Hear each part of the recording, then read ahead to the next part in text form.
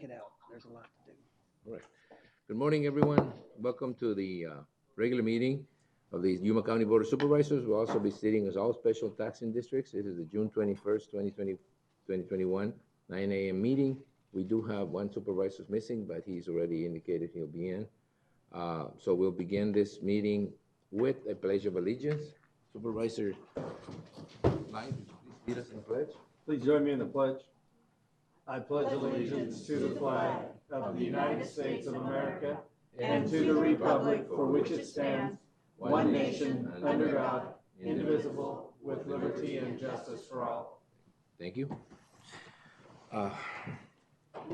First item on the agenda is call to the public, and this is held for the public's benefit to allow individuals to address issues within. Yeah, I should have waited, huh? He said 10 minutes. Couldn't find parking. That was my excuse for like 10 years. Okay, so we're in the section of call to the public, which is held for the public's benefit to allow individuals to address issues within the board's jurisdiction. Board members may not discuss items that are not specifically identified on the agenda. Therefore, pursuant to Arizona revised statutes, action taken as a result of public comment will be limited to directing staff to study the matter, responding to criticism, or scheduling the matter for further discussion and a decision at a future date.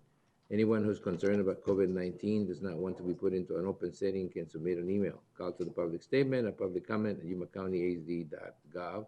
These emails form of public comments will be accepted until 8 a.m. in the morning of the meeting. All public comments will be read aloud during the Yuma County Board of Supervisors meeting that starts at 9 a.m. We're just going to give it another maybe one meeting or two, and then we're going to remove that restriction from COVID. I mean, anybody that wants to send the public comment can send the public comment, regardless of whether COVID's around or not. So we're just going to make it a little clearer that it's not just because of COVID. It was in case we had someone that was a little reluctant, but we have removed most of the restrictions on COVID, so we're going to get to a point where we get some normalcy back. Right, the next item on the agenda is presentations, proclamations, and appointments. During this segment of the agenda, board members may discuss presentations and proclamations and may announce appointments to the Yuma County Planning and Zoning Commission, the Yuma County Board of Adjustments. No legal action will be taken. Is there any board member that wants to make an appointment or No. do a proclamation? Well, I would do a proclamation or has a presentation. If not, we'll move on then to the next item, which is a presentation of the Yuma County line by Yuma 77, the Yuma County Government Channel.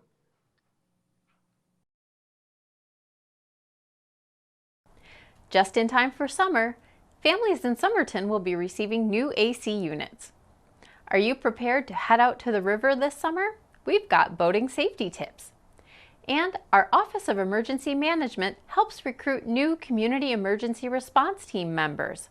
These stories and more, this is your County Line.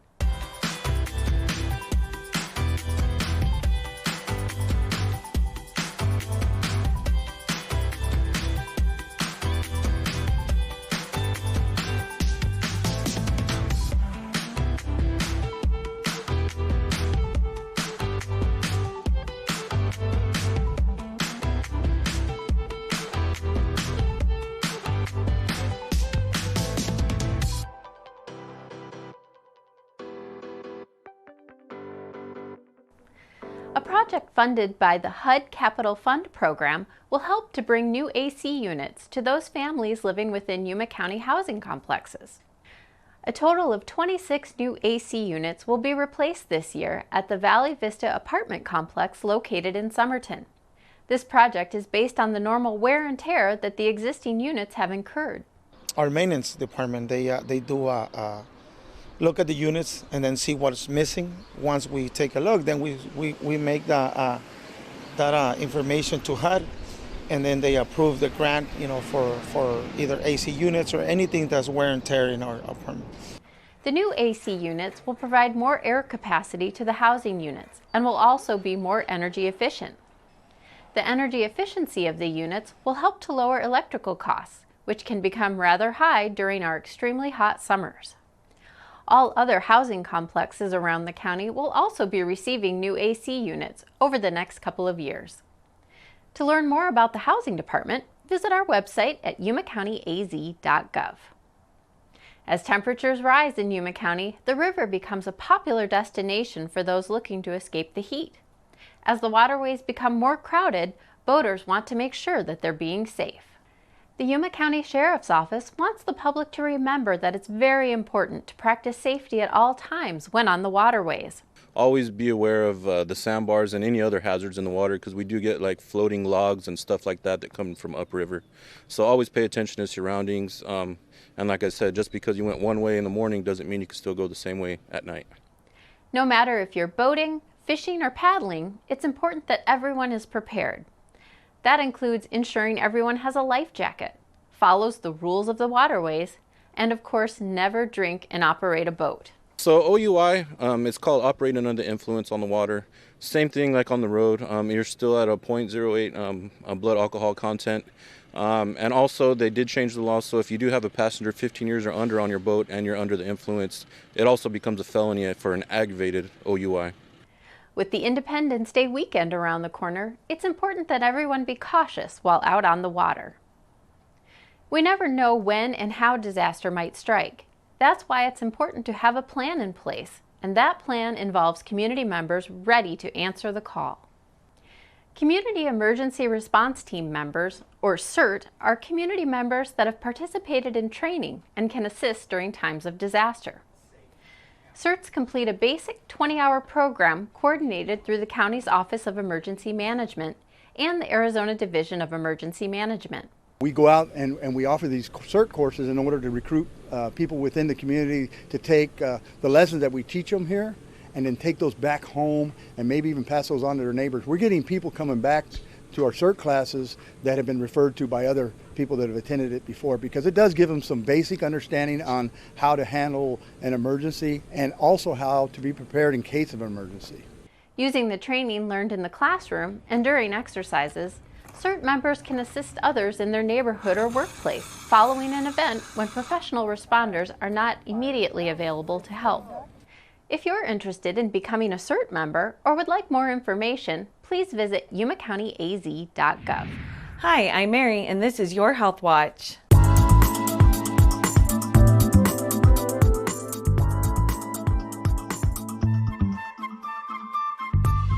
Hot summer days are nothing new in Yuma, but did you know that heat stroke, also known as hypothermia, is the leading cause of non-crash vehicle-related deaths for children? Young children are particularly at risk as their bodies heat up 3 to 5 times faster than an adult's. Vehicles' heat can increase up to 19 degrees in 10 minutes with an outside temperature in the 80s, so you can imagine how quickly they can heat up here in Yuma. Together, we can cut down the number of deaths and near misses by remembering to act. A. Avoid heat stroke related injury and death by never leaving your child alone in a car, not even for a minute. Be sure to keep your car locked when you're not in it so kids don't get in on their own. C. Create reminders. Keep a stuffed animal or other memento in your child's seat when it's empty and move it to the front seat as a visual reminder when your child is in the back seat. T. Take action. If you see a child alone in a car, call 911. Emergency personnel want you to call. They are trained to respond to these situations. For more information on preventing child heat stroke deaths, please visit noheatstroke.org and safekids.org/heatstroke. This is all for now. Stay healthy, Yuma. Before we head out, just a quick reminder about our upcoming holiday. Independence Day is just around the corner. July 4th falls on a Sunday this year, and most of your county offices will be closed the following Monday, July 5th, in observance. And while it's a day that many will be celebrating, don't forget to celebrate safely so everyone can enjoy themselves. We'd like to thank you for joining us for this County Line. If you'd like to watch past episodes, log on to yumacountyaz.gov/VOD. And don't forget, you can join us live on Facebook. We'd like to leave you now with a message from Yuma County employee Edna Lopez, telling us why she loves working for Yuma County.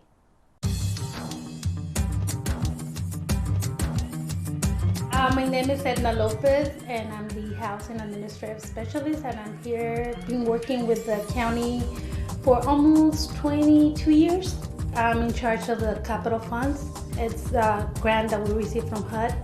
Working with the community and for the communities, it's something that I like. And the county itself offers, for example, if we want to continue our education, we can go ahead and do so. Also because of the benefits. I love helping others. That's what I love most.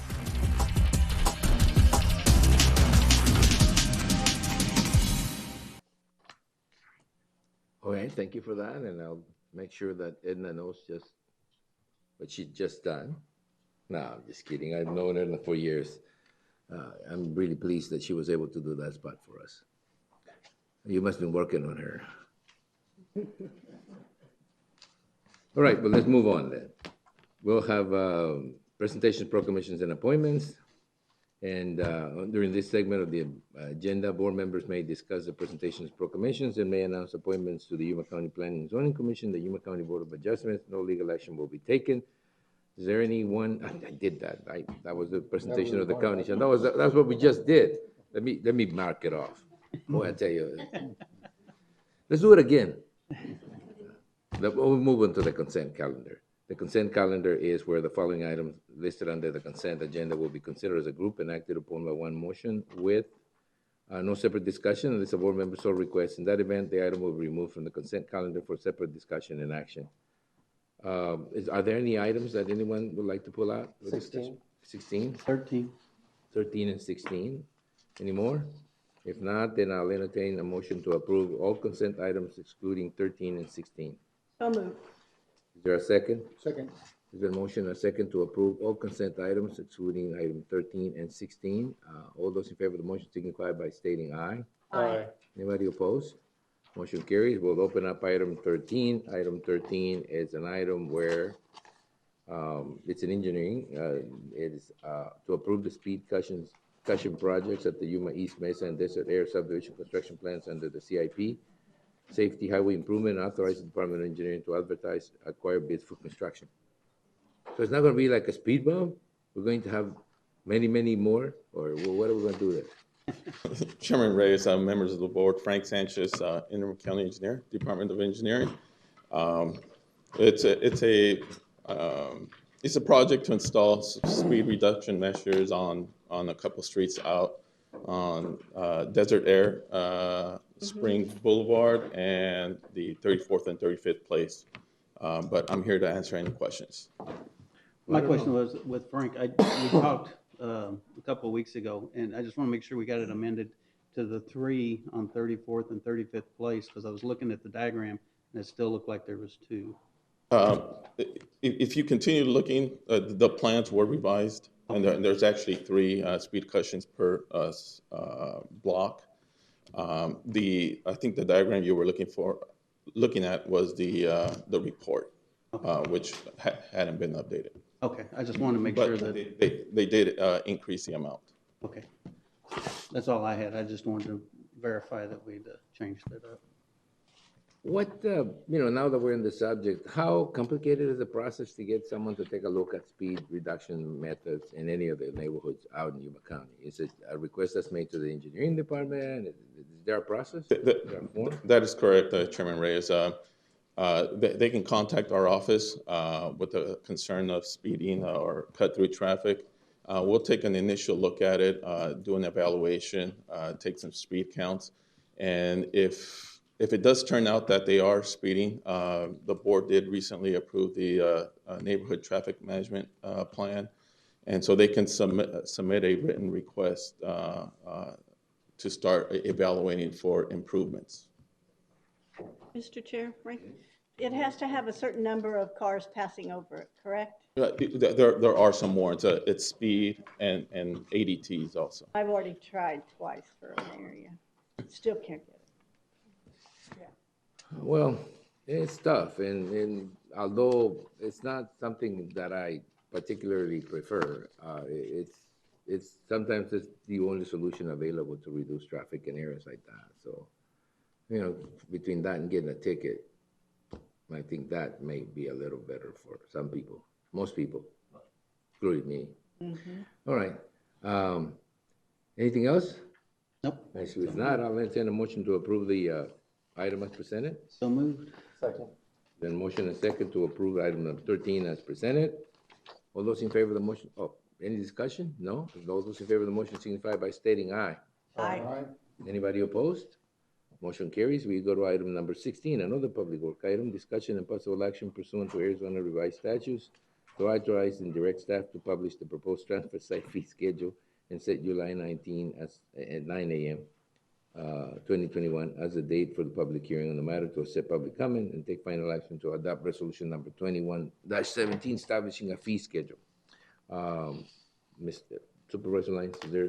Mr. Chairman, I've received probably a phone call from everybody that lives in the North Gila Valley, Yes. strongly opposed to any type of an implementation of a fee schedule, insisting that it should just be a service that the county provides.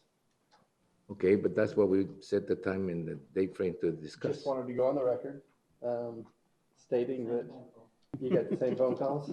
The I same got people. some too. No, I mean, it's fine. Just to- I understand. to not This is a entertain. process, yeah.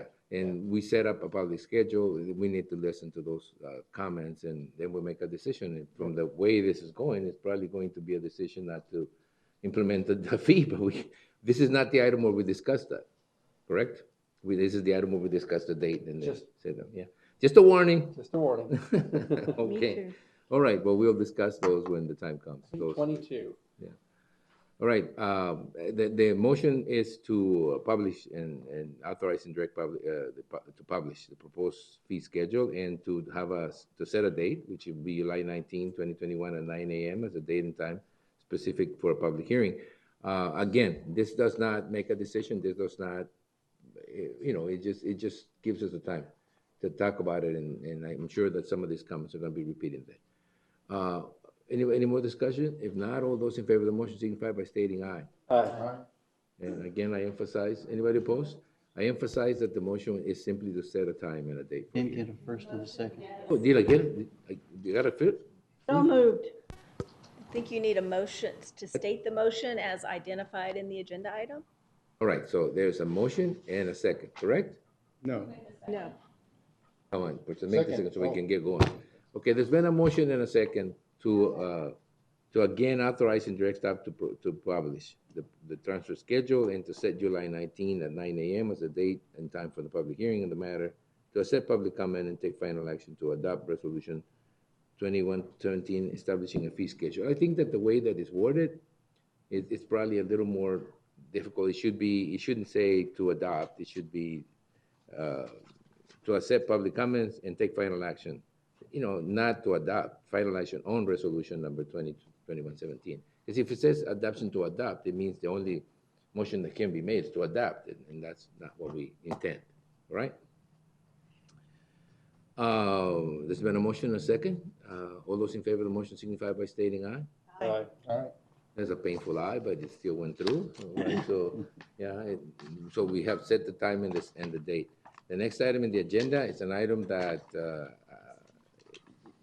yes. Anybody opposed? Okay, all right. The next item is consent items, not Housing Governing Board. This will be on the consent calendar. The following items will be listed under the consent agenda and will be considered as a group and acted upon by one motion with no separate discussion unless a board member so requests. In that event, the item will be removed from the consent calendar for separate discussion and action. Do we have a member of the board? Oh, there she is. Get the chair ready for it. Niela Vega Esparza. Hopefully we make this very fast, very quick.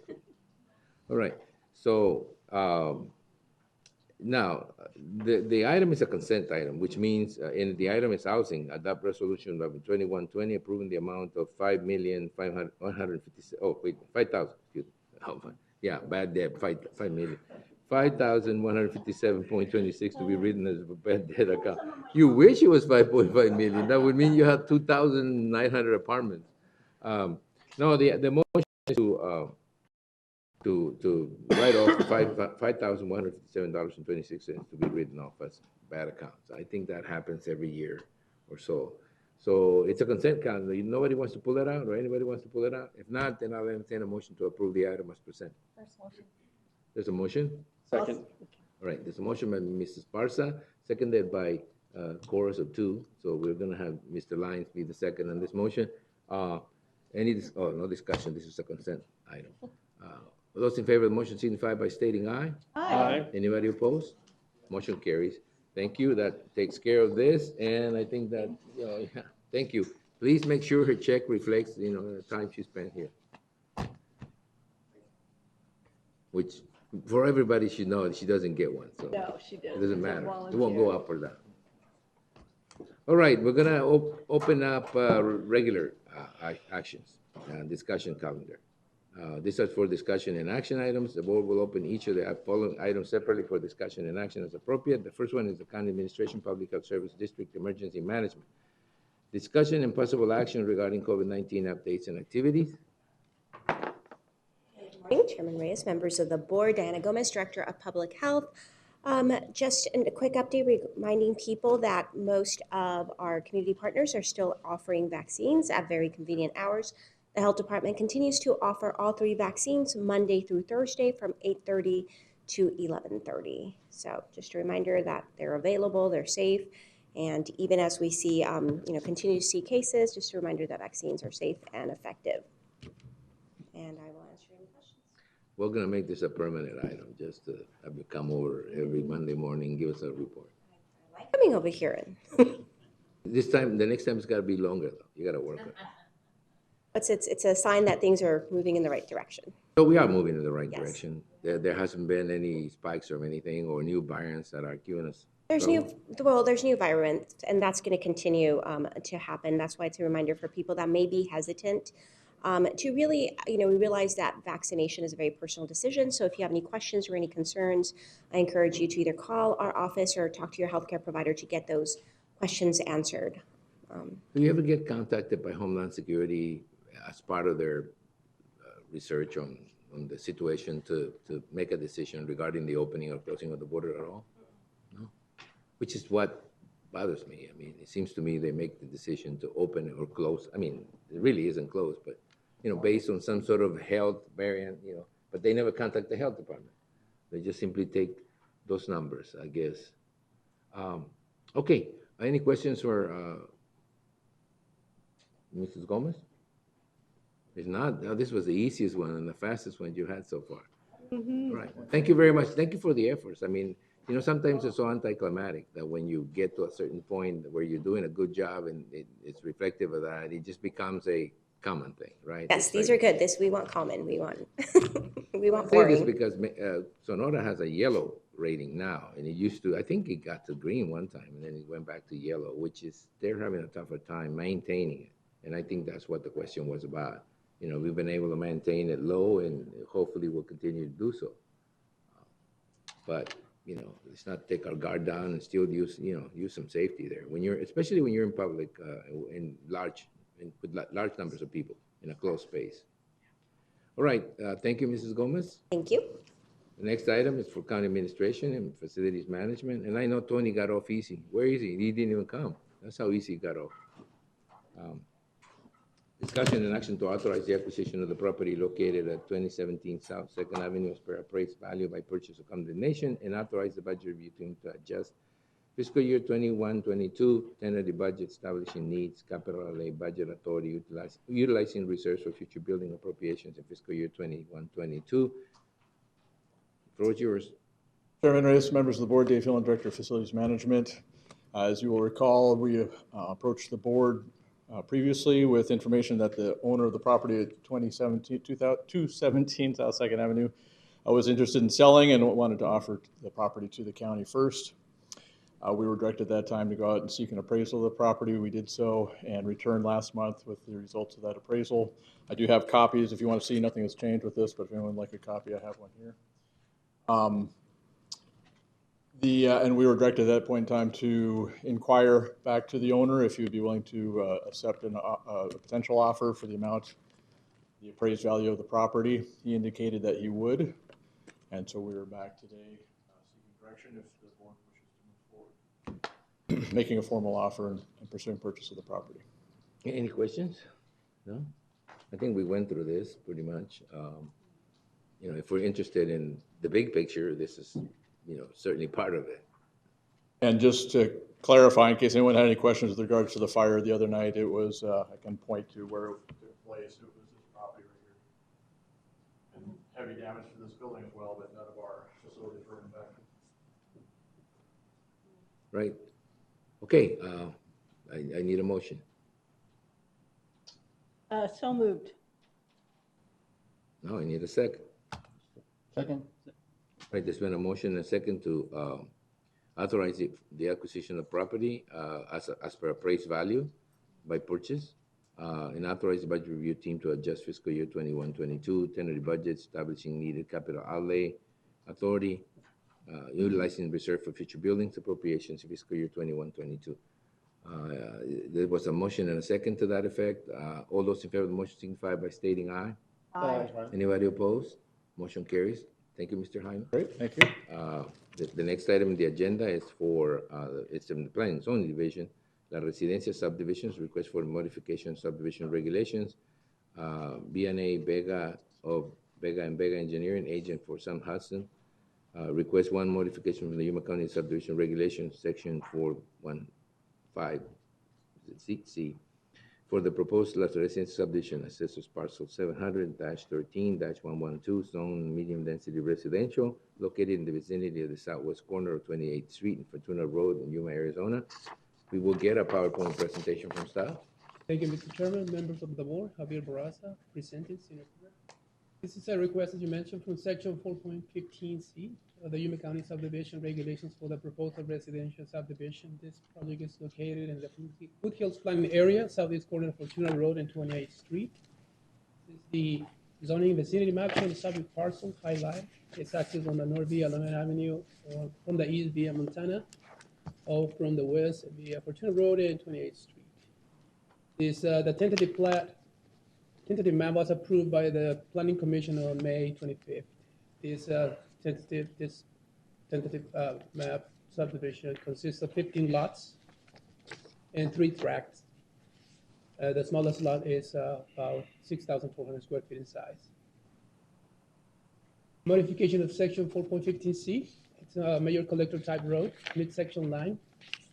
It is requested by the developer not to construct road improvements along County 10.5 Street in accordance with Public Works Standard number 2-030 and 3-120, major collector type roads that runs along midsection lines or section roads that are 3 miles or less in length. This is the map provided by the applicant. Shows how the dashed line at the bottom is the midsection line, also County 10.5 Street. The yellow bar is the width of 40 feet that is required. The engineering division recommended approval of this request since there are no road improvements or dedications along the alignment nor plans for future development. Also, it's the location of some retention basins and the WAPA easement.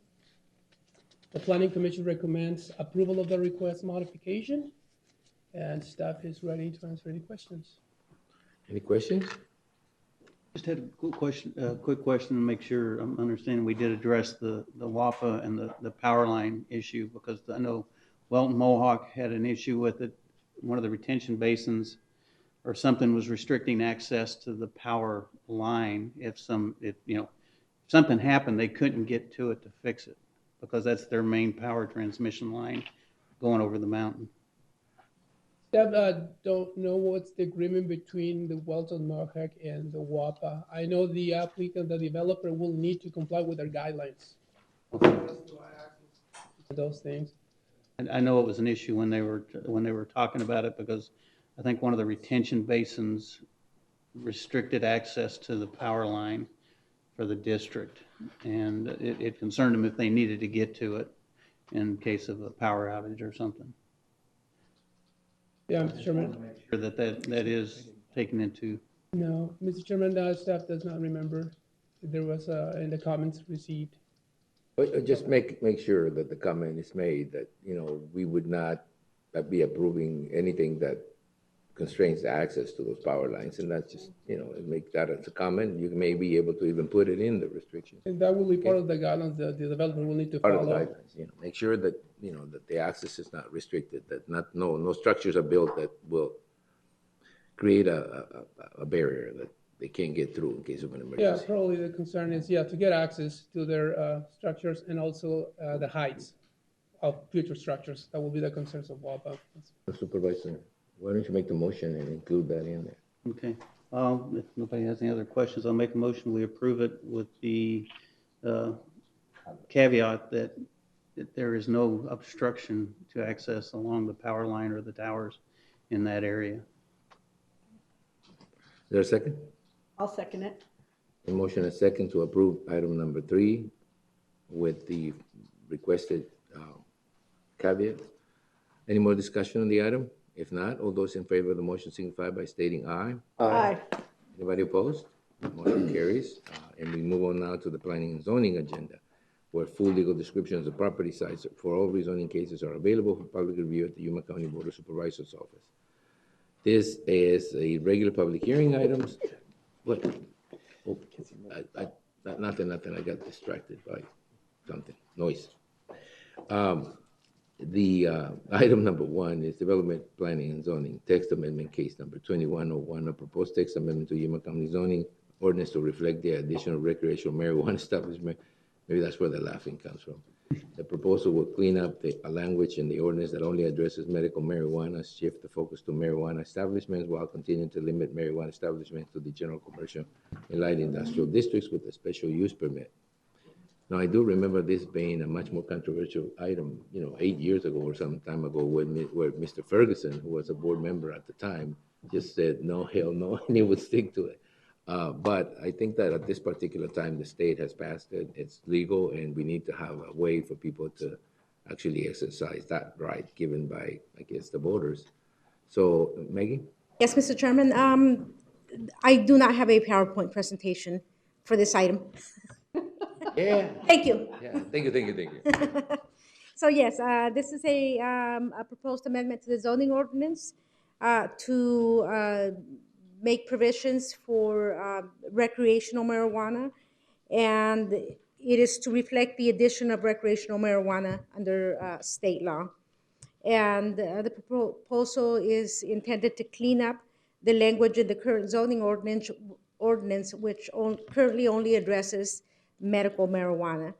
The intent is to allow recreational marijuana in the general commercial and light industrial zoning districts with the approval of a special use permit, which is what's required for medical marijuana.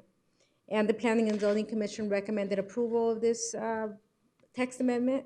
Staff concurs with the recommendation of the Planning and Zoning Commission. All right, so what you want us is to make what we already have for medical marijuana be applicable to recreational marijuana uses or zoning matters. Any discussion on the item, guys? Any comments? Mm-mm. If not, then I'll entertain a motion to make the change. I think most of the cities already have made that change, haven't they, in the county? Most of the cities, most of the entities have made that change already. Yes. Mr. Chairman? Yes, Supervisor. What does this allow? Does this just allow the creation of more establishments or more I licensing? think we license establishments. No, licensing is regulated by the State Department of Arizona State Looks like Department a of Health lottery. Services. This is just to clean up? Yeah, this is just to clean up and make sure that what we do now fits state law.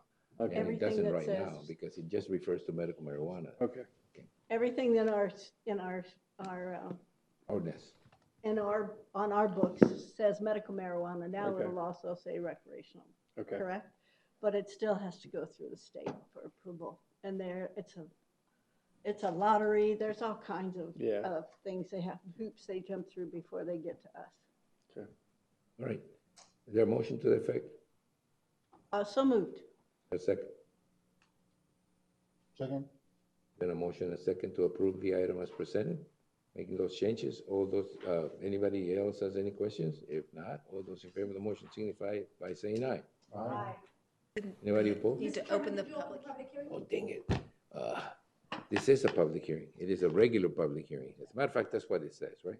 Regular public hearing. So before the motion it's taken, and before the motion is voted on, I'm going to open it to the public. Is there anyone in the public that would like to make a comment on this item? If not, I'll close the public hearing and return it back to the board for their decision. There's been a motion and a second to approve the text amendment as presented. We've had discussion, we've had a public hearing, and so now we'll continue to vote. All those in favor of the motion signify by stating aye. Aye. Anybody opposed? Motion carries. Thank you, Maggie, for not bringing in a PowerPoint presentation. You're welcome. All right, the next item in the agenda is also Development Services. Bueno. Making up for it. And it's a review and approval of the calendar year 2020 annual report. Thank you, Mr. Chairman. Yes, this is the calendar year 2020 annual report. The report contains sections concerning the Planning and Zoning Division, the Building Safety Division, the Environmental Programs Division, and the Permit Services Division.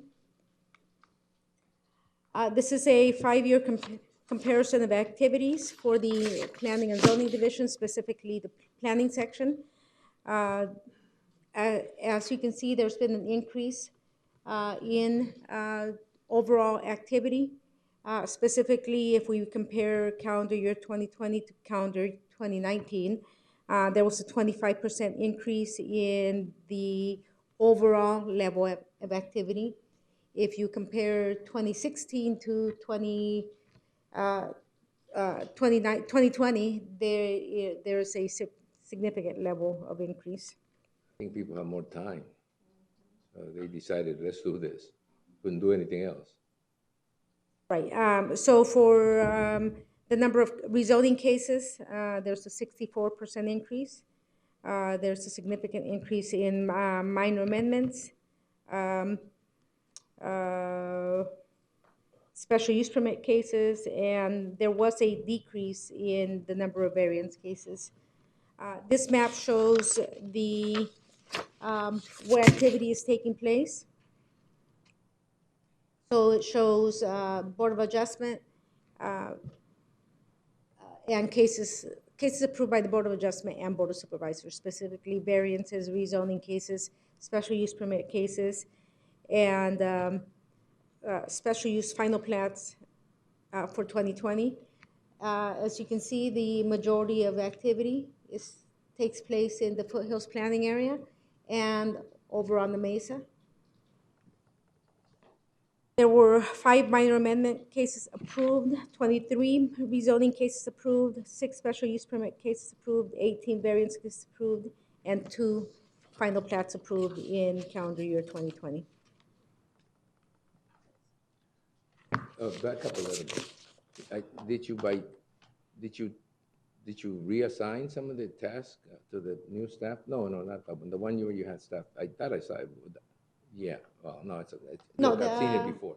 That was this something. Is the staff. Yeah, that's what I looked at. I mean, it looked to me like the number of cases increased. Some people just, basically took on the increase, but there were some shifts in some of the. I guess must be the tasks. That you see zeros is because these staff members were not there in 2016. We're doing a 5-year comparison. So Ramdas and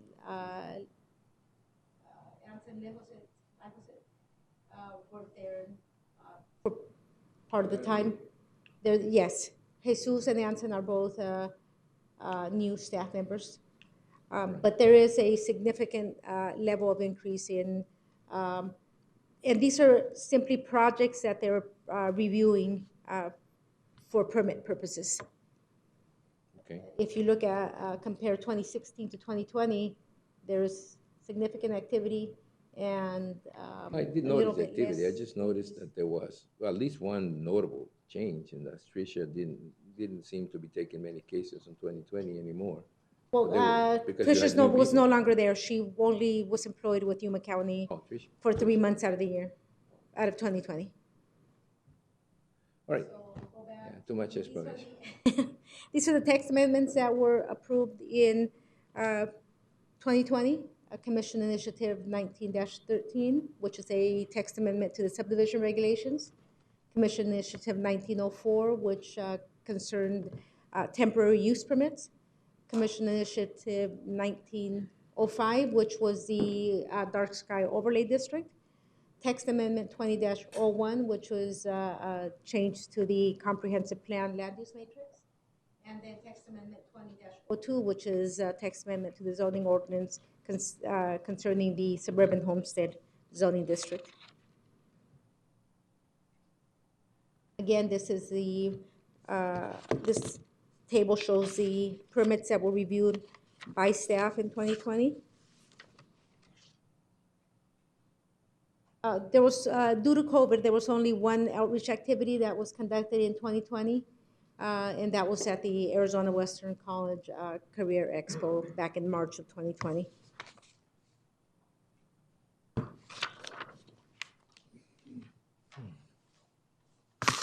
Okay, well, you're moving. So this is a 5-year comparison of zoning enforcement activity.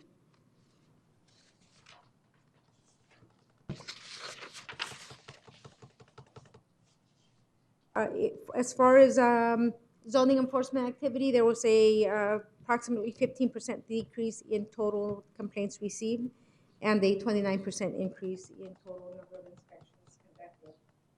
And that's comparing 2020 to 2019.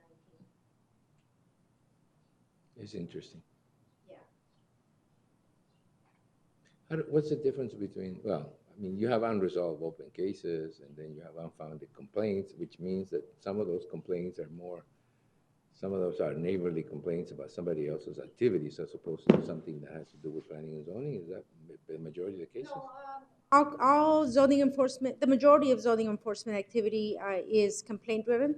So an unfounded complaint means that staff received a complaint, went out and investigated it, and there was a violation was not taking place on that property. Okay. So that's what that means. Let's start discussing it individually. So this map shows where the majority of zoning enforcement activity takes place. Again, there's a high concentration in the foothills planning area. And then Supervisor Simmons' fault. And there's also a concentration over in the northwest Yuma planning area, the Avenue B and C Colonia area. Or just right there. There's nothing on my side. I'm just kidding. This is building safety activity. So in 2020 compared to 2019, there was a 32% decrease in new construction valuation.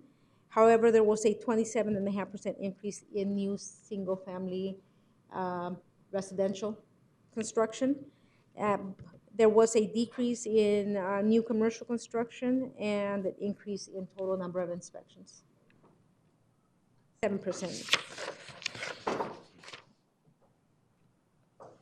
Again, this map shows where construction activity is taking place. There's a high concentration in the, again, foothills planning area. And then the Yuma Mesa planning area and the northwest Yuma planning area. Yeah, those are the outside the city limits type thing. Correct. It's when I record the city limits. So it's also Supervisor Simmons' fault. See the Environmental Programs Division. There was a decrease of 15% in fees received and a decrease of 24% in septic tank permits issued.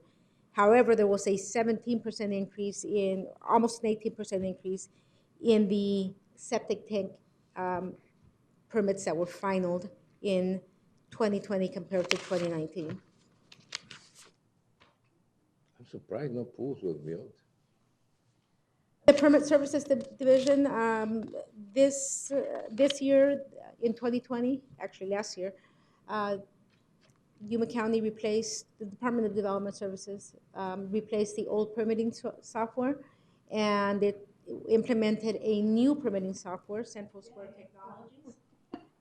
So a lot of the services are automated at the Department of Development Services as far as land use planning, permitting, and inspections. The new software creates a better citizen experience, allows field staff to access permitting and inspection information directly from mobile devices when they're out in the field. And Mr. Chairman, this concludes my presentation. Well, it gives you a sense that everything is not stopping in Yuma County. It's obviously that last year you would have thought maybe there would be a decrease, but there wasn't. It actually continues with the trend. It wasn't impacted us negatively. As a lot of us would thought, you know, a lot of things were going to screech to a halt. I guess they didn't. They just continued. And Mr. Chairman, we're on trend to surpass the numbers that were established No, in and 2020. that's also credit to the employees who continue to work these things through. I mean, you know, people were sent home. We had some difficulties, but it didn't seem to have had a negative impact on the numbers. Correct. Are there any more questions or comments? I have a question. Maggie, what's the turnaround time on the inspections when someone puts in like a work request or inspection request, or do they do it online? That's the system, the new system, they can do that online?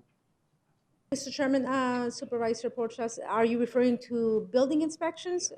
I believe that if the inspection is scheduled the day before, so it's a 24-hour turnaround, depending on the type of inspection. Okay. In most cases, it can be accommodated if the request is made, I think, prior to 4 p.m. With the new system, because it's they can enter their request through the permitting software, then it's a 24-hour turnaround. I think everything else is becoming that.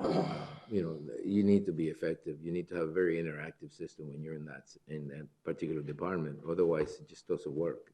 So hopefully everybody in the department has learned to use the technology to really get better customer service. Mr. Chairman, I think from my perspective, staff is well-trained on the new software. It's a matter of educating the public on how to access the information that is accessible to them online, and that's just an education process. The contractors do regular business with the county. Any questions? I just want to thank Maggie and her team too. I know I drive them nuts sometimes with different things, and I appreciate their patience with me. Thank you. All right. Any other comments? If not, thank you, Maggie. Thank you for that thorough report. There is no public hearing required, so we're going to move on. And do you need Just a motion to approve the report? motion to accept? Yes. Second. Is it, well, let me just define that with the attorney. Is it a motion to accept the report or a motion to approve the report? I think. Accept it. Recommended motion is motion to approve the CY 2020 annual report. Okay, well, then we'll approve it. The motion will be to approve the report as presented. Is there a second? Yes. All right, there's been a motion and a second. Did you get that? Sorry? Okay, there's been a motion and a second to approve the report as presented. Any discussion on the item? If not, all those in favor of the motion signify by stating aye. Aye. Anybody opposed? Motion carries. Thank you, Maggie.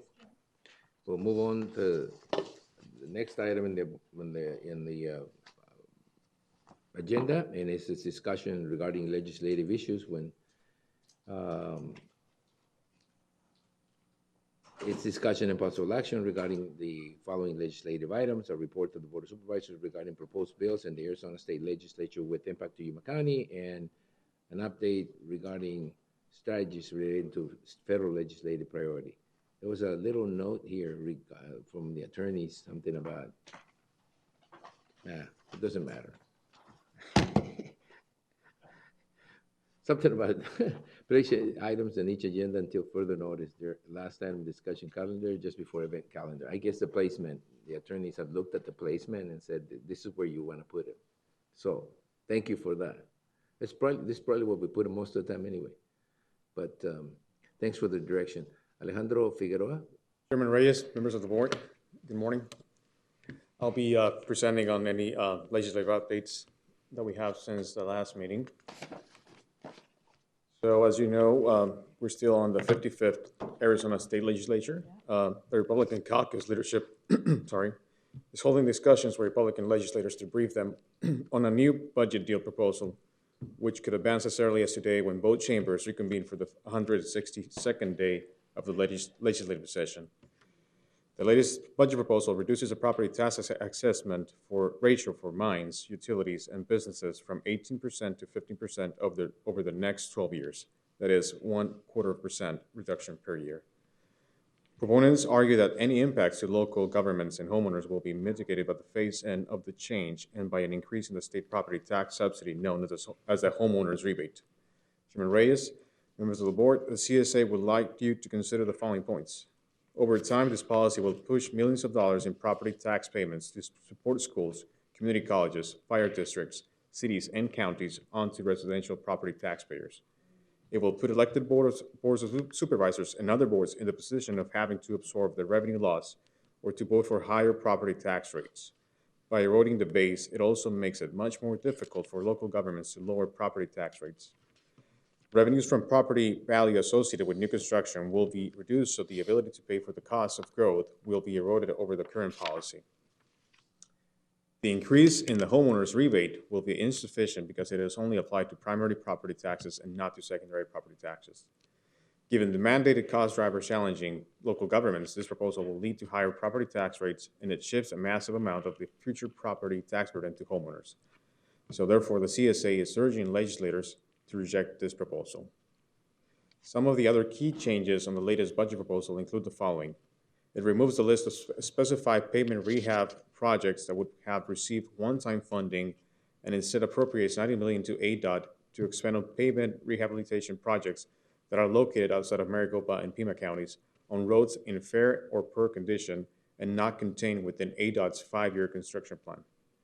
It also increases the urban revenue sharing distribution to municipalities from 50% to 70% in fiscal year 2025 to counteract the impacts of the proposed flat income tax, which remains a top priority.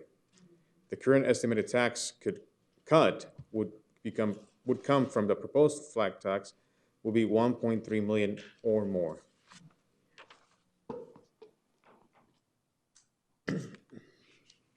Also in the Arizona legislature, on June 17, during a special session, the Arizona legislature formally approved a $100 million in funding for fighting wildfires and to boost the amount of money available to clear hazardous brush and deal with the damage of flooding from monsoon season. Governor Ducey signed the bill into law alongside a bipartisan group of legislators on Friday, June 18th. So out of the $100 million approved, 24.5 are for a partnership between the Department of Forest and Fire Management and the Arizona Department of Corrections Rehab and Reentry to reduce wildfire risk to Arizona communities by conducting hazardous vegetation removal, and $75 million for fire suppression efforts, recovery efforts, including post-fire floods, economic assistance for the displaced, and assistance to landowners for emergency repairs to infrastructure damaged by wildfires. Moving along. I also wanted to let you know that there is Mojave County is asking the CSA to consider filing an amicus brief to the Court of Appeals. So I don't know if you can see it there, but South Energy Point, which is a non-tribal company, is located on tribal land in Mojave County and provides services to non-tribal members. And South Point Energy brought action against the state, claiming the company is exempt from property taxes because they're located on tribal lands. The Arizona Court of Appeals ruled in favor of South Point Energy. There are some concerns over the potential implications of this ruling on the assessment and taxation of all centrally assessed property and located assessed property. So the CSA is suggesting that we provide some feedback from county supervisors on this and suggest working locally with county assessors and treasurers to evaluate if the court's ruling would impact our county and to what extent. Before you move on, sure. That is not unusual. I mean, we all should be aware that if it's in tribal land, it's in a sovereign land. I mean, that's why casinos and everything else are sitting inside tribal land.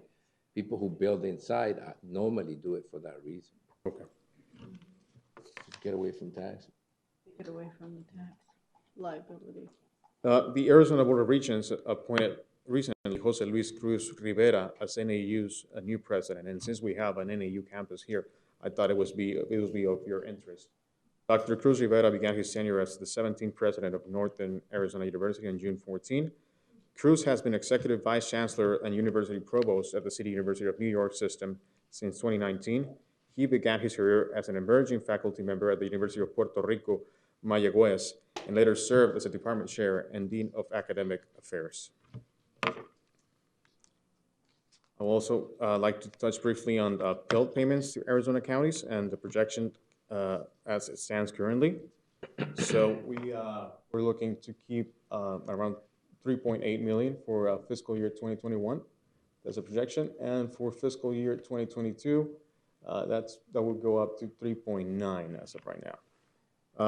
As you know, Yuma County taxable private lands account only for 8.8% of all lands, while federal tax exempt lands account for 85%.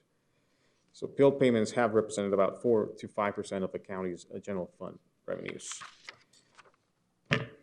Along with that, the SRS payments to Arizona counties, there's no restoration of funds inside as of right now for Yuma County. And we are asking for the funding of the Secure Rural Schools Fund so that the bill payments are not diluted. On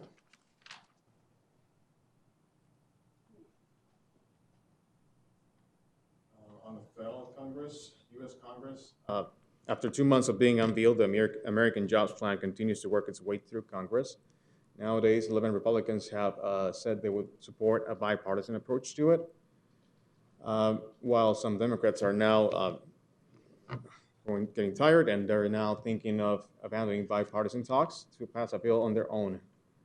Senate Majority Leader Chuck Schumer said the Budget Committee would start to set the groundwork to do so as the bipartisan talks proceed. The White House still seems to be looking for a bipartisan approach to this. Briefly on the U.S. Senate election for next year, we have 3 contenders now on the Republican primary for the Republican Party. Michael McGuire served on the top left.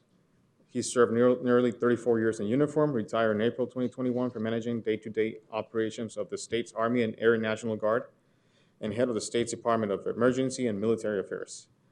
On the far right, we have Mr. Mark Brnovich, a libertarian-leaning Republican who served as a state top prosecutor since 2015. And in the middle, we have Mr. Jim Lehman, is the founder and chairman of the board of Scottsdale-based Depcom Power, a solar engineering and construction company. Also like to let you know that U.S. Secretary of State Anthony Blinken delivered 1.3 million Johnson & Johnson vaccines to our neighbors in Mexico. They will be sent to the state of, they have been sent to the state of Baja California, and they will spread eastward to the rest of the Mexican border states. Locally, the Regional Center for Border Health, the Mexican Consulate in Yuma, Customs and Border Protection, along with the municipality of San Luis Rio Colorado, Mexican federal agencies, and local Mexican chambers of commerce will be coordinating a pilot program to administer up to 3,000 Johnson & Johnson vaccines this week at the San Luis II port of entry to Mexican maquiladora workers. The maquiladora workers will be shuttled from the industrial park in San Luis Rio Colorado to the port of entry from 5 a.m. through 9 a.m. on Tuesday, Wednesday, and Thursday of this week. The Regional Center for Border Health staff will be responsible for administering the vaccines. They will board the buses and vaccinate all of the individuals inside. The maquiladora workers will then be shuttled back to the factory in San Luis Rio Colorado. This is being done in an effort to prevent COVID-19 from continuing to spread in our neighboring city of San Luis Rio Colorado and to keep trade within the region uninterrupted and moving forward. Before you leave that particular item, what is Yes, St. Johnson. Johnson, thank you. what is San Diego doing with the people that are crossing over? If you don't know, can you find out for us? What are they doing? Because I mean, they've always been sort of ahead of the wave a little bit. I mean, we at one particular time they had a booth as people were coming in. They weren't asking. They were taking tests. And what are they doing now to handle? They've probably got the largest group of people crossing the border at any time. You mean with the cross-border vaccination program? They got up to 20,000 now vaccinated at the San Isidro port of entry, which is much larger than our ports. They're doing practically the same thing that they will be doing down in the San Luis Port of Entry too, which is just shadowing people into a gray area. That's what they call it in San Isidro. They will not come in officially into the U.S. They will not either be in Mexican territory. So we're doing something similar here. Very similar to it on a much, much smaller scale, but it's a pilot program still. So they're pretty much copying what they've done. And now, I don't know if it's a political, what was the reason behind it, but they sent the 1.3 million vaccines to Baja first, and they will start moving to the east. So that if the border is to be open based on vaccination rate in Mexico, they will have the upper hand on it. I doubt that. I mean, the problem in Mexico is that they could be green 15 days, and then the next designation could be yellow or orange or any other color, because their metrics, how they figure it out, it's really tough to meet, and their vaccination efforts are not really up to par. So when they do something like that, that's why I was asking, okay, is there any effort in this side to try to vaccinate people? Because even though they may be trying to vaccinate everyone 18 years of age and older, they're starting to have a slowdown themselves. So and well, I don't want to get into the barrier that they're putting in the border for people to cross, because then it'd be long-winded, so continue. Lastly, President Biden nominated Ken Salazar as ambassador to Mexico. Ken Salazar was the former Secretary of the Interior under the Obama administration. He's a former U.S. Senator and a former Attorney General for the state of Colorado. I met him. That I end my presentation, and I'm here for any questions that you might have. Okay, any questions? At least he didn't give us a list of all the meetings he had, right? There's like 22 meetings, so we can ask him. Any questions? Any comments? No? Well, thank us for giving us an update on the situation in the border, and also for the political perspective, which is a little different than we're normally accustomed to. But it's good to know what's going on. I wrote a couple of things in here. You know, to the legislative items, I mean, I think it's worth noting that to pass a tax cut, it only takes a simple majority, but to enact a tax reform or a tax bill, it takes, what, 2/3 or 3/4 of the legislature. So it's kind of easy to cut taxes. It's just very difficult to set them different. And it's something that has always kind of bothered me, because, you know, it just sort of makes it so easy to do so. And again, makes it so tough to fix it. If there's a problem, you won't be able to fix it unless it's a major problem, which is, you know, as we all well know, you know, legislators thrive on public opinion sometimes. So anyway, that's the comment I was going to make when you talked about, you know, taxes. Okay, thank you. Sure. Thank you. Okay, so we're gonna move on to event calendars and current events. The board members and county administrator will report on and may discuss. Do we have something else? I'm not missing anything, is it? No. Attended or to be attended on behalf of the county, they may present a brief summary of current events and may update the schedule for future board of supervisor meetings as appropriate. No legal action will be taken.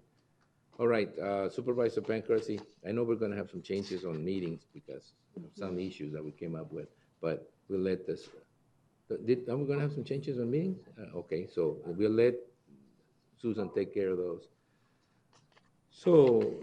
I attended Arizona at Work, several meetings. I attended the LEPC meeting on emergency management. I attended a meeting about Southwest Gas. I attended Citizens Forum on Arizona Water Scarcity Plan. I met with Susan about the building across the street. I attended a PM10 SIP meeting. I attended a WACOG meeting on networking for senior services, and I was on the conference call with the governor.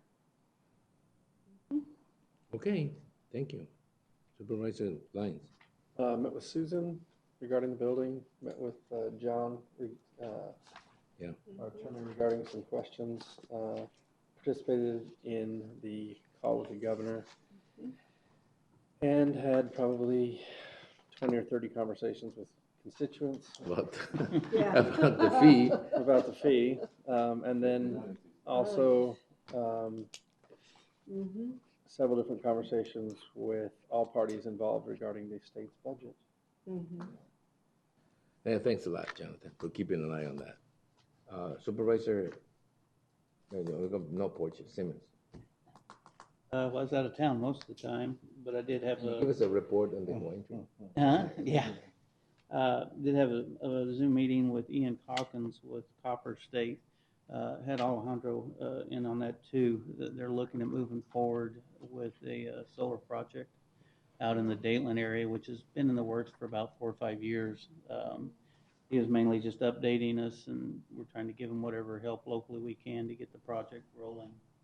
So hopefully, that looking at the scope of it, it's larger than the old First Solar. Oh, wow. That's out there currently. So And who are they going to sell to? whoever whoever wants to buy it. The money, But they're yeah, going to have okay. the battery technology also incorporated in, so it can be stored. A little more likely to happen than the tower in San Luis, but that's that discussion for another day. That's all I had. You, Supervisor Borges, anything? I was in the conference with the governor, all there on Wednesday. Right. A couple of things. I got a call from Luis Heredia from Senator Kelly's office 2 days ago, 3 days ago, whenever, to advise me that they had included another $147 million on the infrastructure bill to finish out the port of entry in San Luis, which was scheduled to be a $260, $270 million project, was reduced to 150 something, and now they called me up and said we have included another $147 million, making it more than a $300 million project and getting it up in priority.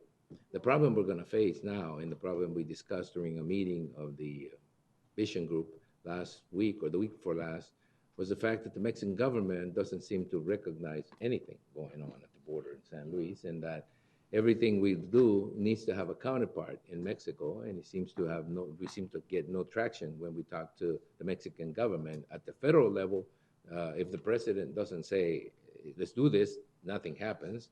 And at the state level, we had a governor that wasn't part of the ruling party federally, and that would be a federal project. So now with this change in governorship, and where the governor and the local mayor and the president are in the same party, we may get a little better traction. But the discussions previously had about a connecting project in Mexico were not going anywhere.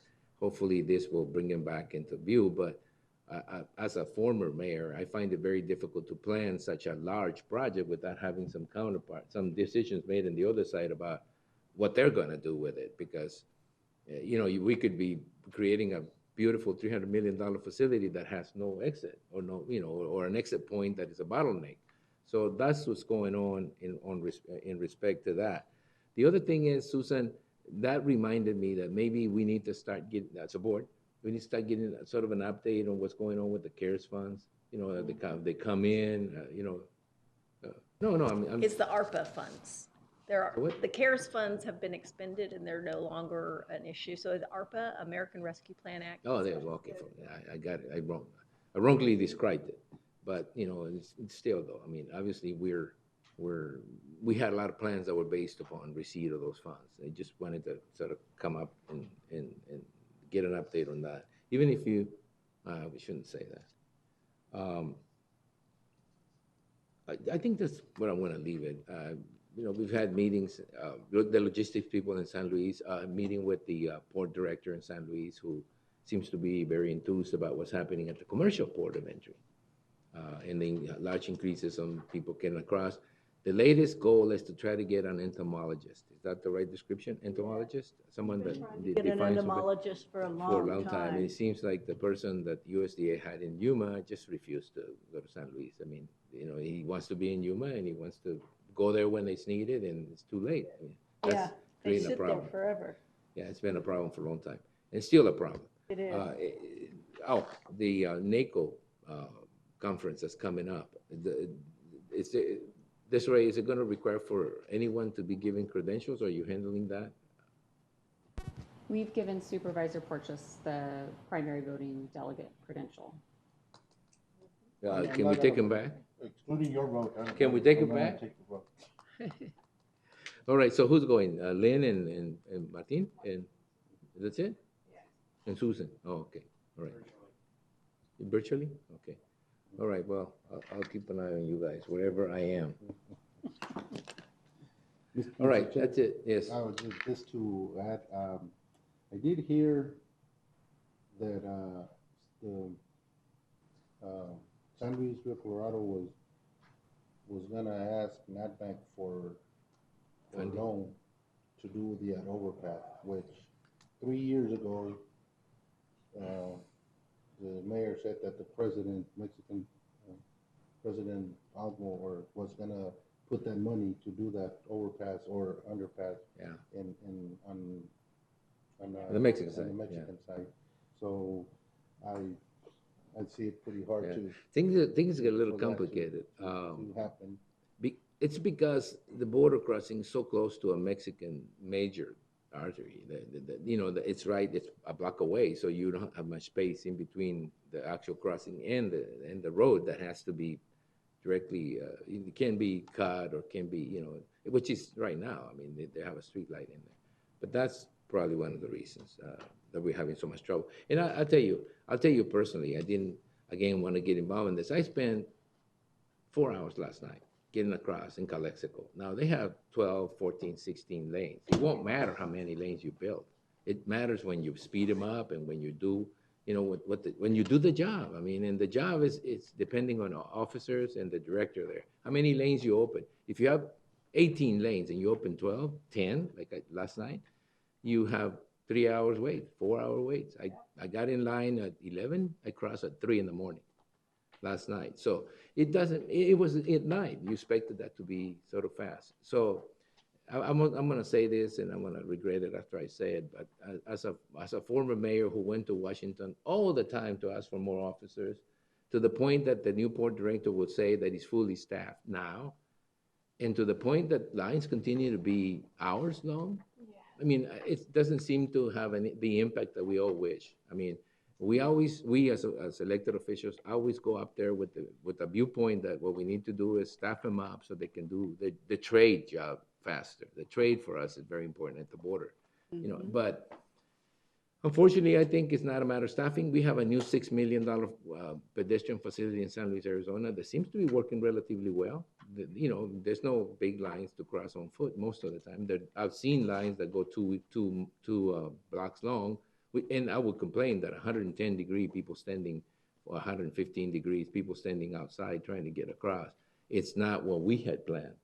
And I made that clear to the port director. We had planned a staging area inside the building where people could just stage, similar to the waiting area in, I don't know, Disneyland or places. It hasn't worked out that way. They consider that to be a threat problem, having people inside the building. So I understand where it's coming from, but at the same time, I keep thinking, well, the border crossings do not work as a warm reception area for people who want to do legal things in the United States. They work as a harsh reality for anyone that's going to come across. It looks like a war zone in there. And I understand every time I complain about it and they rush them, they justify everything that's been done to fortify the border, including the fence. So anyway, that's why I didn't want to get into it. Susan, it's your turn. Thank you, Mr. Chair. I have attended the Workforce Development Board meeting. We also have a monthly meeting with staff members for the Workforce Development Board for Arizona at Work. Our county managers met June 10th and 11th. I had attended my monthly meeting with the City of Yuma administrator and bi-monthly meeting with the cities and county administrators across our county. The Chamber of Commerce board meeting monthly, and the Broadband Task Force has met, and we're continuing to make progress. And then this afternoon, I'll have the YSIPTA board meeting later today. Okay.